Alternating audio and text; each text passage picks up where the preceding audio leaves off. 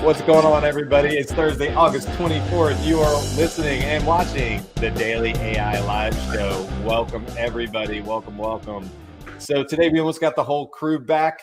Jimmy hopefully will be joining us soon, maybe this week, maybe next. And today we are talking about automation tools. So specifically, if you looked at the show notes, we said we wanted to talk about Zapier or Zapier. Maybe that's the first discussion point is how the hell do you pronounce it? Well, they call them Zaps, so it's probably Zapier. It's a GIF, not a GIF. Just so you know, man. Podcast out well. That's it. I want the pushback, and I want it now. It's a gift. Let's discuss country variation language patterns. Chip is peanut butter, all right? Oh, that's a good point. You know, Carl, with you being from Canada, and Aaron, you coming from Australia. Do you guys are there any different variations in the names? I think make, by the way, we can assume is just make. I think we got that one. I think that's probably what we agree on. No, it's Make. Hawaii, yeah, but it's Make. See, I always thought it was Zapier because automation should make you happier, and therefore you should use Zapier. That's good. I'm 1,000%. So as you saw, probably a little bit of a squirrel comment on here. We will never get to anything good if we probably talk about that. So we'll assume at this point it's Zapier, and I like Andy's point to it too that Zapier Tonight we're having fun. There's Zaps, so it probably is Zapier. So okay, let's back up. Let's back up. You have a sample Zape. You have a sample Zape that you're going to show, right? Yes, I do. Yeah. But before we get into that, who wants to just take a quick stab at maybe talking about automations? Let's just broadly talk about that. I mean, we could talk about the tools, let's talk about it. And then, who wants to take a stab at how just because it's an automation does not make it AI? And that comes up a lot.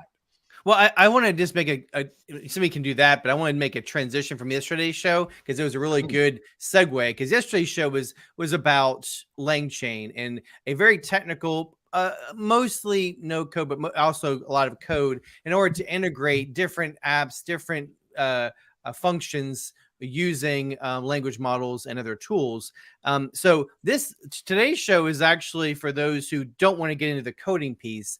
This is using tools that are basically a wrapper around those particular technologies and that coding. So they do the heavy lifting of the integration of the app. So you basically select from a drop-down list of which app you want to reach out to and which API when you want to access. And so they make it a lot easier for those who don't want to learn or don't have the capabilities for LangChain. So I love that we kind of had these back-to-back sessions. So whatever you were trying to do yesterday, but it was over your head and confusing and you wanted to do some integrations, you might really enjoy this one because this is I'll say it's no code, but it's not no technical.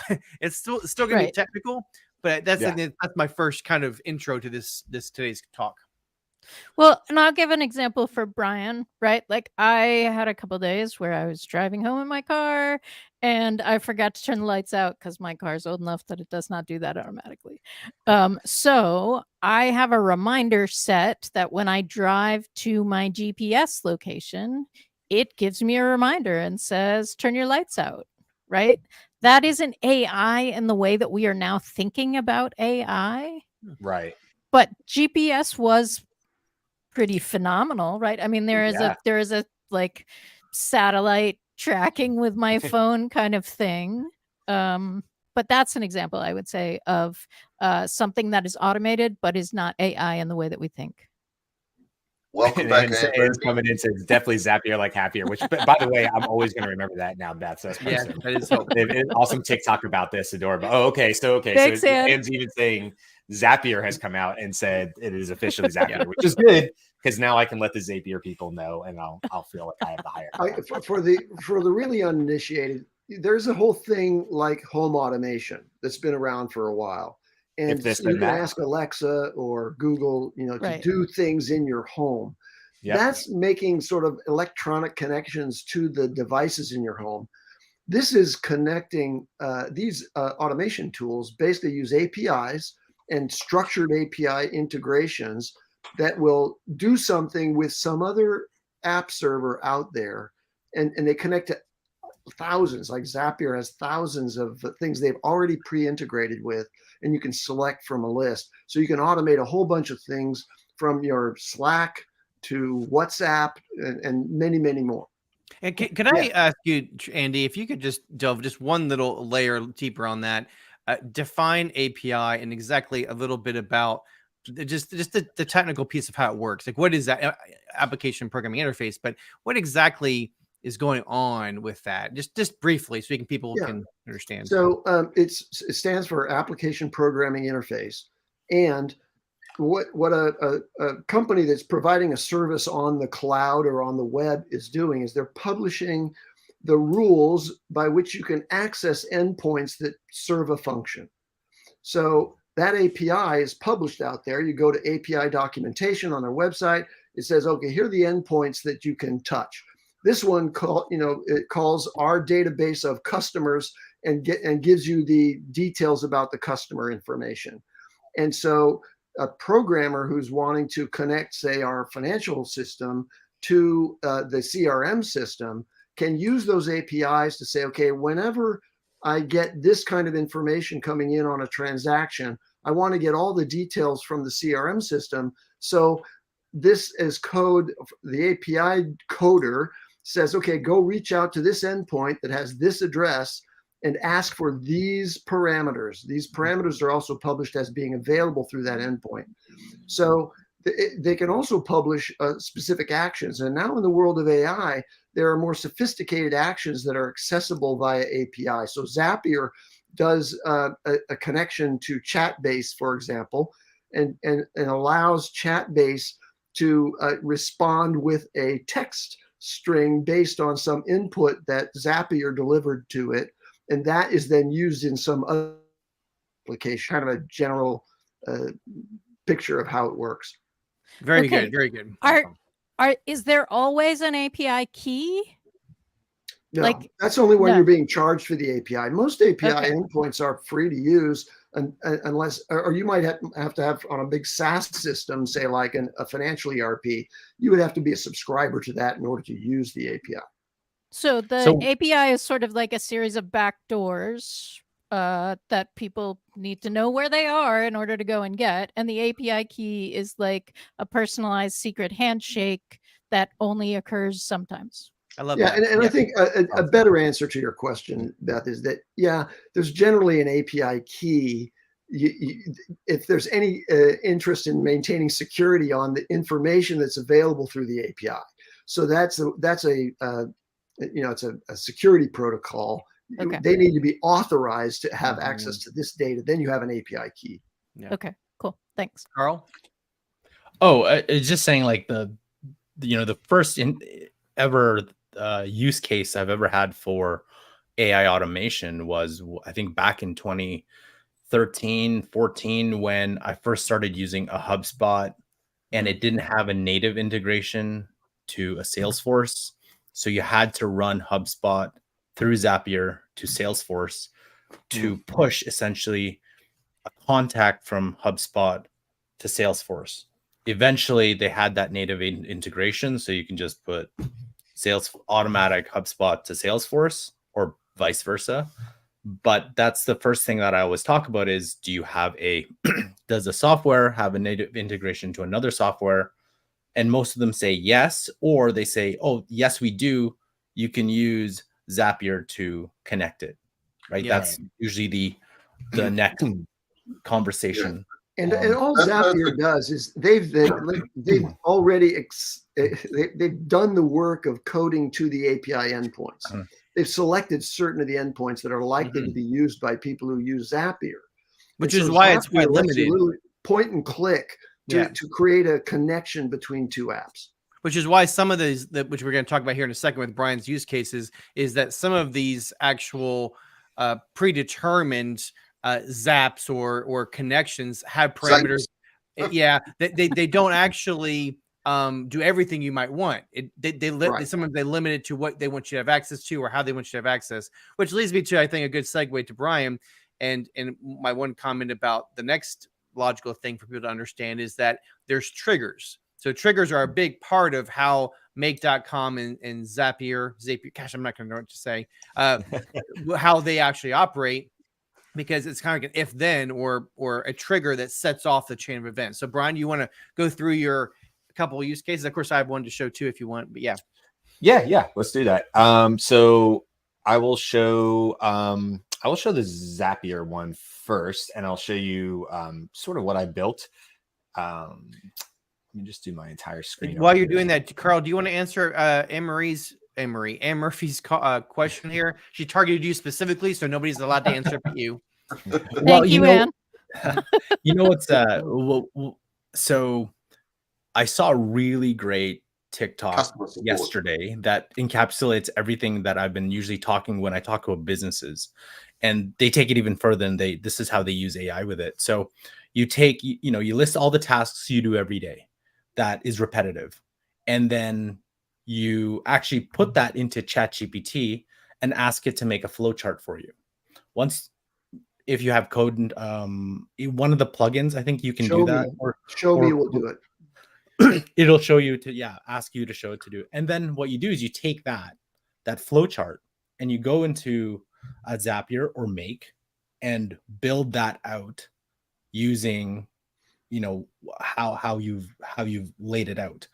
Now with Zapier, you have the new AI function, which you can just type in, I do this, I do this, I do this, I do this, I do this, and it'll generate a potential Zap for you. Similar to exactly what Brian has right here. And by the way, Make, if you go to their home screen right now, it's like sign up for their beta of exactly what you just said, Carl, which is you just type in natural language what you're trying to accomplish, and it comes back with the suggestions, and it already pre-built out for you. So that's kind of where this is going. I mean, to your point, Robert, you were saying like it's pretty hands off, but as this will show, like it's not automatic. It does take a little bit of tweaking and stuff. So here's what this one does. You can see there's several steps here. And essentially what it is like, I'm going to start in a Slack channel, and I'm going to show you guys what that looks like. Before you start, I just want to go back to Anne's question and see if Carl could address what's the first thing you do when you're problem solving, like when they're not working. What's the first go-to solution, Carl? So this is a lot of like trial and error, right? Because I think Brian's going to show you exactly all the steps related to it. So where do you start? Where do you end? And then in Zapier, they have a like test. Yeah. And that helps you before you even publish this thing, it'll test the data for you. So I'm sure Brian, and Make does the same thing. They'll tell you where it's breaking. So and Murphy, hopefully that answers your question. Go ahead. Sorry, Brian. No, that's okay. So look, this is a fairly simple one, even though it's got 6 steps to it. We're starting in Slack, we're ending in Slack, and in between we're running 4 different ChatGPT calls. That's it, right? So it's pretty easy, but they're just building on themselves, and then we're going to get a result in Slack at the end. So what are we trying to do at the beginning? Well, what I created internally for my team was I wanted to be able to put it in a persona in an industry, and I wanted ChatGPT in the same way that we would do it in ChatGPT, ask for some information back. So I wanted an attention grabbing opening statement, some common challenges and pain points, anticipated objections, and a call to action. And if we go into any one of these, like if you go into this particular trigger, like by the way, trigger, right? That's the first thing that's going to happen. So the trigger is I type in this particular text prompt into Slack, and it kicks off this issue. So Zapier knows where to go, what channel I'm in Slack, what I need to type. All of that is predefined in here, and you can kind of like, if we were to dig into these, and I won't go like deep into this, but then basically what we're doing is we're saying, okay, once you grab this text, which is called prep me, you can kind of see it here on the screen, but it's probably really tiny. We're using the 3.5 turbo model. And then you can see there's a bunch of information here. And essentially what this is doing, and these, I won't go into all of them because they're very similar, but basically towards the bottom, I'm giving a summary of scale.com, which is the company I work for. But at the top, I'm talking about, hey, what do I want you to do for me? And I'm saying, look, and this part was really tricky. If you see it here, like where I say the industry is whatever is written in the user message, i.e. from Slack, after quote industry colon and before role. So I had to get really, really, really specific about where specifically do I want you to look, ChatGPT, for this information in order to run the results. And so if we run through this whole situation, let me see if I can, without stopping and starting sharing, let me see if I can pull up. So I have to stop and start sharing again, just so I can show you guys what the Slack message looks like. I like Anne's response. It helps. Man. I kept skipping the test part. Sorry, guys. I'm trying to figure out how to share the scale of the Slack. While you're working on that, Brian, let me just say that for context, what Brian's showing is a very interesting and complicated interaction with chatbot, and presenting that in Slack. A key thing that Carl mentioned in one of our previous episodes is that one of the virtues of a simple automation that puts something into a known channel where your employees are already working is that it gets past the barriers of learning and becoming familiarized with working with ChatGPT directly in order to improve their efficiency in whatever their role is in the company. So here's an example of giving access via Slack to a really well-programmed response that is used frequently by the scaled consultants. And I wanted to just point out also that other more simple automations are used by companies where you're really just moving a piece of data that comes in from one system to another system. And those are even easier to understand as a simple example of an early automation. But this is really good. And so, buckle down, follow Brian here. We're doing something interesting. Well, I'm going to show you something even easier to do and make that literally anybody could do. And I'll talk about that in a second. I cannot share my Slack screen, unfortunately, because it just goes into that infinite window thing. I tried 3 times, but I will just tell you that the bot is called the Prep bot, PREP bot that I named it. And essentially I type in industry. In this case, I typed in Apple device management platform. And I said the role was CRO. And what I get back is it just runs all those ChatGPT commands. And I get a plethora of information as well as a message that I could write directly to somebody in that role, along with the call to actions and any anticipated objections. So essentially what it does is like I put in any role or industry and it gives me back a highly detailed, personalized as you can get with those 2 qualifications to get a really great message back from it. So that's what's going on there. I apologize that I can't see it, but you can see here what's coming back from it, how it's labeled and everything else back in the Slack bot. But super cool because you could just run it right from a Slack channel within your company and it goes and does all the messy work for you and just comes back with a really detailed answer that you could, I could easily add another trigger or another section here that says, now go write this in Gmail for me. So I could take my whole result and say, yep, that's exactly what I want. Start a new Gmail email for me, and then just throw in the person's persona or whatever, or the name, and then I could send out that Gmail. So that's another point, which is the example that you've used here shows the use of Zapier as a prompt manager in managing interactions with ChatGPT, OpenAI, or other large language models that are accessible through Zapier. Building a prompt, you see how much text is involved in each one of the prompts that Brian did. He's a prompt master. He's the trainer for prompts for the AI exchange. So there's a lot of intellectual property that's put into that. You would capture that in Zapier and give it to everyone in your company. So one person does all this programming in effect of how to interact with ChatGPT to get exactly what you want. And it's automatic. And then all they have to do is get onto that Slack channel, put in the industry and the role, and bang, out comes this beautiful preparatory document. And so what I'll say about that before I jump into this real quick, because I know you also have a example too that I want to make sure I save for that. But what I'll say to that real quick, Andy, is like you have to meet people where they currently are, no matter what the solution is, right? So I don't care what I'm teaching somebody, whether it's formally in nutrition and fitness and stuff like that. When I owned a gym, you have to meet people where they currently are. And if a lot of your organization is in Slack, Meet them in Slack to the best of your ability to solve these problems. Don't force them to have to go sign into ChatGPT and these other things, because you won't get the adoption rate you're looking for. You've got to make it as smooth and easy as possible. And that's just something anybody can take with them, is to the best of your ability, go to where the end users are and start there. So here's a real quick example we'll make. Now, I will preface this by saying, and this is no joke, I never used Make before last night, but I wanted to be prepared for this call. From the time I signed up for a free account to the time I show you this result was 30 minutes end to end. This is insane. So what I did was I first went into ChatGPT and I said, give me 10 titles. I think I may have deleted one here. Give me 10 titles about AI from current AI events and news. So I used the plugin to get use the internet. I said, give me a couple keywords and write me a quick excerpt. That's the starting point. And I copied and pasted it directly into a Google Sheet. This is the integration.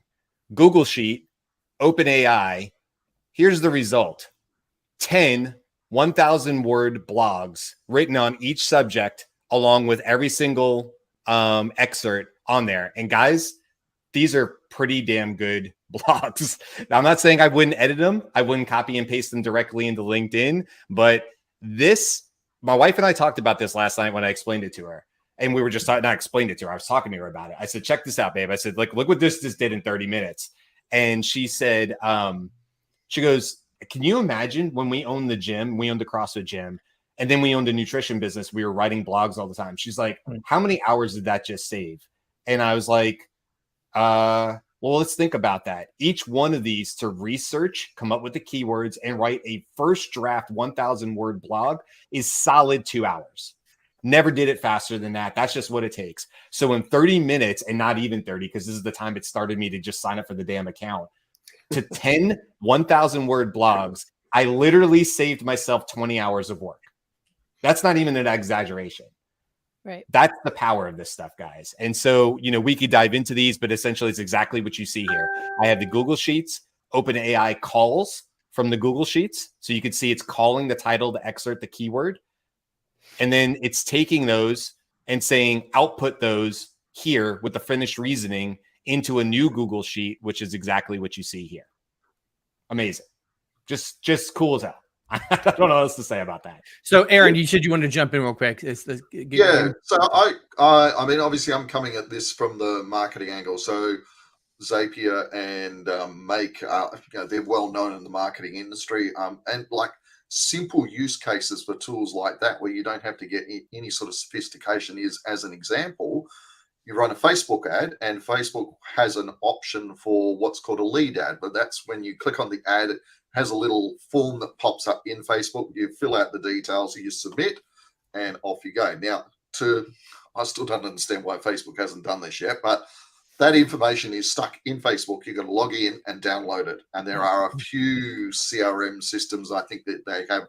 Was it Andy? I think you were talking about APIs, like they can talk to each other. But generally speaking, they don't have a lot of sophistication there, even after this tool has been available for years. So a lot of marketers use Zapier, for example, to pull that info out of Facebook, throw it into their CRM, fire off an automated email, or add a lead information to a Google Sheet, or any number of different things. So you can get really cool stuff there that saves a lot of time, but is not sort of propeller head stuff. It just makes sure you more effective in the marketing side of things. So, you don't even have to get ChatGPT or anything involved to make use of these kind of tools. But obviously that gives you a whole pile of extra functionality as well nowadays. So that was my main thing. Okay, I want to jump in real quick and just show a more complex version. I know you can't really see the details on those, but here is one of the 5 different make modules that we are using to put together for a large project that we're doing. And the beauty of this, it shows you the different types of integrations that you can, different tools that you can, add.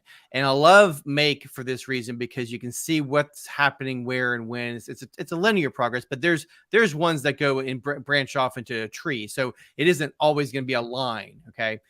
So the way this works is Airtable is what's going to house all of our data. And then each one of these is a GPT function call, or a call to the API.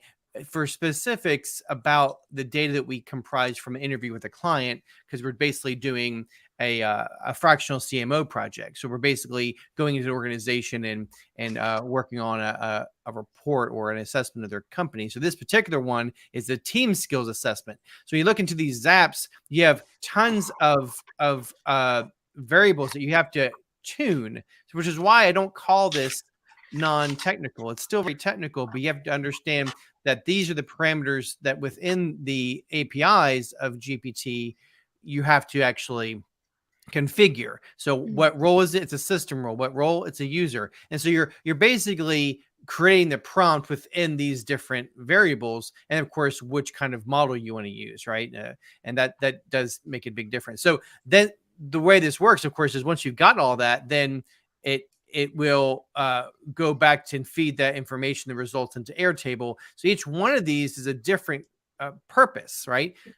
So at the end of the day, if you watch the very end of this whole make linear progress, is it outputs to a Google Doc. So similar to what we just saw from Brian, is that the goal is an output that is hands off. So and there's other ones that we were developing that basically takes, Whisper and transcribes a Zoom call and an interview, and then that goes into this same type of progress. But this is game changing. I mean, this is ability to create produce a document that all you need is the input, all you need is the data, and it does all this very sophisticated, very IP based, assessment, because all the prompts, as somebody said earlier, I think it was Andy, this is where the intellectual property is how to craft those prompts so that everybody in the organization can use this tool, right? So I think it's just a brilliant.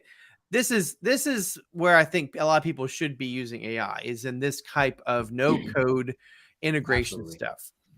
So I'm just going to speak up here and say that if that long string that represented the individual prompts seems really intimidating, that is actually what the prompting course that AI Exchange does, right? I mean, it gives you some kind of ideas about ways that you can use it, but the real meat and potatoes of this is that kind of thinking.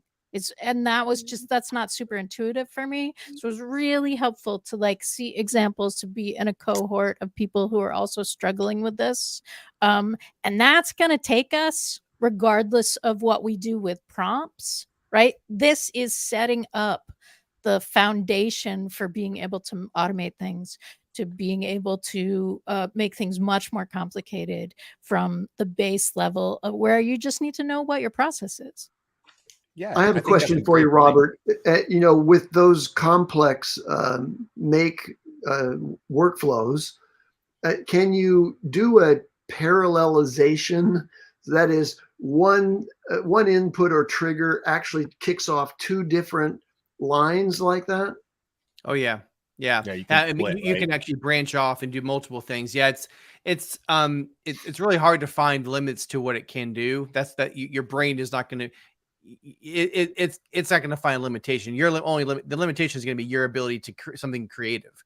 So that's what I like about it. But I like make better because I feel like a visualization. I like to see things. Yeah. I agree with you.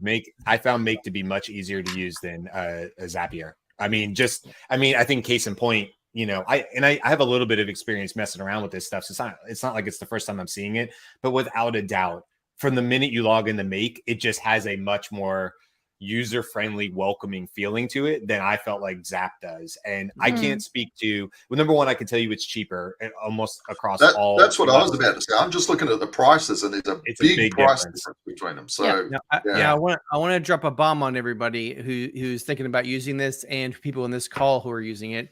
There's a tool that's maybe out right now, but it's coming out, called Eden.ai. Has anybody heard of that? So I was checking it out yesterday when you sent it. So that is pretty dang brilliant, because right now here's a GPT. And maybe you might be able to jump into Anthropic. What Eden's going to do is you're going to be able to be like, I want you to change which language model you're using. It basically has access to all the language models. And they have a deal with all of them, so they don't actually upcharge the price of the tokens or the whatever the cost structure is. So you're going to pay whatever you'd pay if you went to APIs or GPT or Anthropic or whatever. So that's pretty cool. So they don't upcharge. They don't make any money off of that usage. You don't have to have. You're using their access. Is my point. So this will allow you inside of Make or Zapier to choose a language model, which is pretty cool. Oh wow, definitely.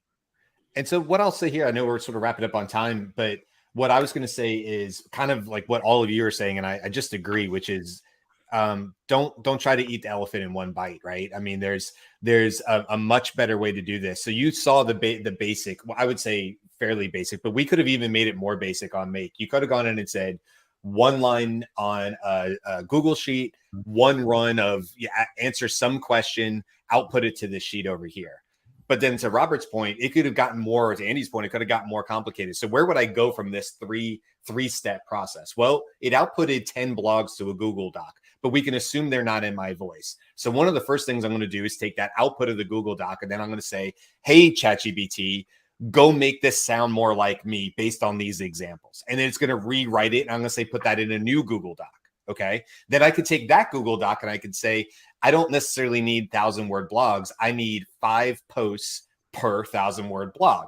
Okay. Go create me 5 post outlines. And then that maybe goes into a Google Sheet or whatever. Then to your point, Andy, I might split it and I may go write me one for X, write me one for LinkedIn, write me one for Instagram, and suggest images or video ideas that I could put along with this to make sure it goes, it's the right type of content. So from one simple input, my output on the very other end could be 50 post ideas spread across 5 different social media platforms. Yeah, all in my voice. The thing is, though, all of that is done within the ChatGPT. You could do all of what you just said, but the beauty of this integration is that it does it all automated each time. So you don't have to recreate that whole flow you just mentioned when you have a new idea. You just whatever the genesis, whatever the prompt, wherever the idea, it's like it could be, I want to do it one on cats or on dogs or on eating ice cream.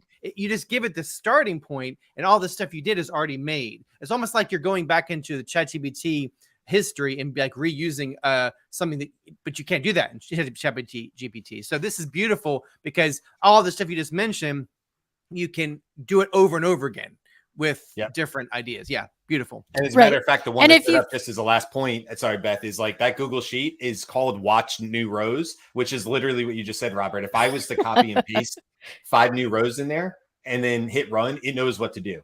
Or I could put it on an automatic every 15 minutes. And anytime anybody from my team added new rows to that document, it would automatically run to the end. Right. Yeah. So the point that I just want to make is an add-on to that. For the last, 3-5 years, people have been publishing, use these templates to write really great LinkedIn posts, or, I analyze blah, blah, blah, or Twitter threads, or whatever that is. Sorry, it's not X, it's Twitter. And you can just add that in here, right? I mean, all of these things that we've been collecting for all of these years about how to do this just become additional parts of the instruction or additional parts of the template that we're giving it. Very good. On that note, Brian, are we done? We're 30 minutes. Yeah, we're a couple minutes over, but I thought it was worthwhile on this one. So yeah, that's it, man. As always, it goes quick. Thanks to our guests. Thanks to Ann and everybody else who showed up. I appreciate it. Keep the comments coming. If you have any comments after you watch this, go ahead and put them in the comments of it. I always go back and check on LinkedIn, so you can always catch us there as well. Happy Thursday. Don't forget, we're on YouTube and we're also on Spotify. So come check us out in all those wonderful places. Until tomorrow, when we talk more about content. Bye. See ya.